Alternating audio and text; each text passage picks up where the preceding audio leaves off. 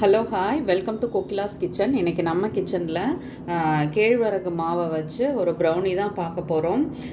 வாங்க எப்படி செய்யலான்னு பார்க்கலாம். இது வந்து ரொம்ப சிம்பிளாக இருக்கும். நான் எடுத்திருக்க ஐட்டமும் வந்து ரொம்ப வீட்டில் இருக்கக்கூடிய ஐட்டம் தான்.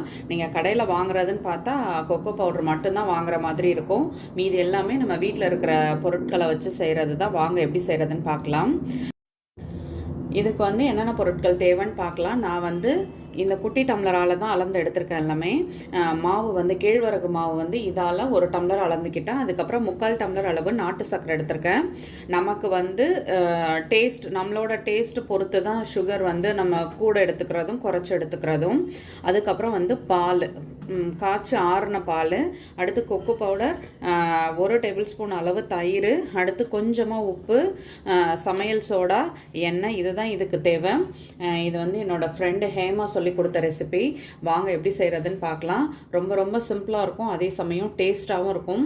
குழந்தைங்களுக்கு இது ரொம்பவே பிடிக்கும். வாங்க எப்படி செய்கிறதுன்னு பார்க்கலாம். லாஸ்ட்டாக ஒன்று சொல்ல மறந்துட்டேன். இது ப்ரௌனின்றதுனால சாக்லேட் சாஸ் தேவை. அடுத்து லாஸ்ட்டாக வந்து நம்ம வந்து சாக்லேட் சாஸ் தான் மேலே வந்து குழந்தைங்களுக்கு சர்வ் பண்ணும் பொழுது அது மேலே ஊற்றி கொடுப்போம். ஸோ அது லாஸ்ட்டாக பார்த்துக்கலாம். இப்போதைக்கு இந்த பொருள் மட்டும்தான் தேவை. இப்போது மிக்ஸி ஜார் எடுத்துக்கலாம். மிக்ஸி ஜார் எடுத்துகிட்டு அதில் வந்து நம்ம எடுத்து வச்சுருக்க இந்த கேழ்வரகு மாவை ஆட் பண்ணிக்கலாம். அதுக்கடுத்து நாட்டு சர்க்கரை, கொக்கோ பவுடர் ஒரு 3/4 ஸ்பூன் அளவு நான் வந்து இதில் சேர்த்துருக்கிறது. இப்போ அடுத்து வந்து ஒரு பிஞ்ச் அளவு மட்டும் உப்பு சேர்த்துக்கலாம். அடுத்து சோடா உப்பு,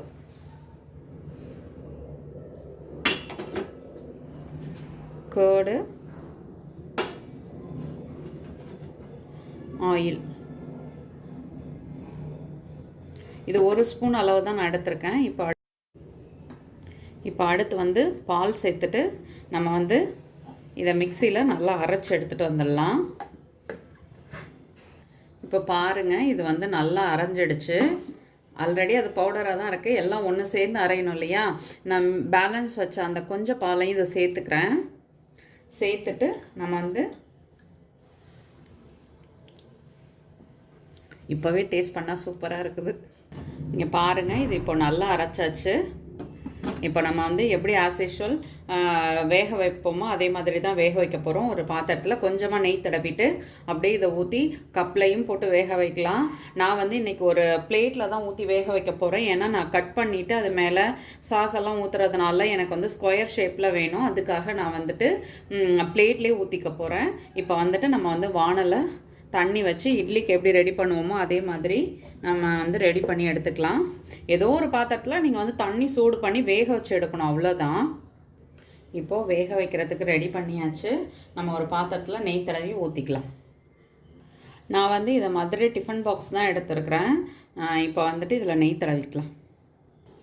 இப்போது ஃபுல்லாக நெய் அப்ளை பண்ணியாச்சு. தண்ணியும் சூடாகிடுச்சு. நம்ம வந்துட்டு இதில் வச்சு இப்போ ஊற்றிடலாம் மாவை. ஒருவேளை அது வந்துட்டு நமக்கு எழும்பி வரணும்னா அதுக்கு நம்ம வந்து ஸ்பேஸ் கொடுக்கணும் இல்லையா? அதனால தான் நான் டிஃபன் பாக்ஸ்லேயே வச்சது. இப்போது இதை மூடி போட்டுடலாம். கொஞ்சம் நேரம் கழித்து ஒரு 10 நிமிஷம் கழித்து பார்க்கலாம். இப்போது நம்ம ஓப்பன் பண்ணி பார்க்கலாம். 10-15 நிமிஷம் கிட்ட ஆயிடுச்சு. சிம்லேயே வச்சுட்டேன். இப்போ எடுத்து இங்கே பாருங்கள், ஒட்டாமல் வருது. ஸோ இது வந்து சூப்பராக வெந்துடுச்சு. ஃபேனில் ஆற வச்சுட்டு ஃப்ரிட்ஜில் எடுத்து வச்சிடலாம்.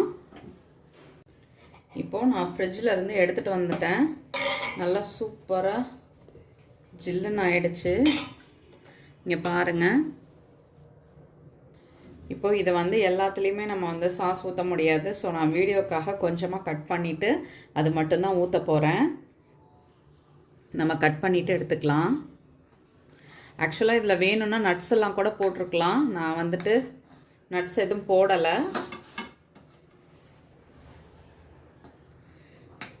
இதை கட் பண்ணிவிட்டு நான் எடுத்து வரேன். இப்போது இதை கட் பண்ணியாச்சு. இதில் மேலே கொஞ்சமாக நம்ம வந்து சாஸ் ஊற்றிக்கலாம். எல்லாத்தையும் இப்போ ஒரே நேரத்தில் எடுத்து நம்ம சாப்பிட போகிறது கிடையாது. அதனால் நான் வந்துட்டு கொஞ்சமாக ஃபோட்டோக்கு மட்டும் சாஸ் ஊற்றிக்கிறேன்.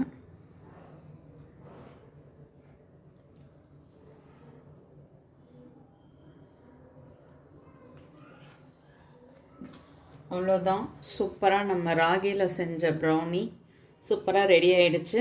நீங்களும் வீட்டில் ட்ரை பண்ணி பாருங்கள். ப்ரௌனினா இப்படி தான் செய்வாங்களான்னு கேட்டிங்கன்னா எனக்கு தெரியாது. என் ஃப்ரெண்ட் இந்த மாதிரி தான் எனக்கு செய்து கொடுத்தாங்க. ஆக்சுவலாக அது ஈஸியாகவும் இருந்தது, டேஸ்ட்டாகவும் இருந்துச்சு. அதனால் நானும் வந்து ட்ரை பண்ணேன். நான் ட்ரை பண்ணதை உங்களுக்கும் செஞ்சு காமிச்சேன். ஆக்சுவலாக டேஸ்ட் ரொம்ப சூப்பராக வந்திருக்குது. நீங்களும் வீட்டில் ட்ரை பண்ணி பாருங்கள்.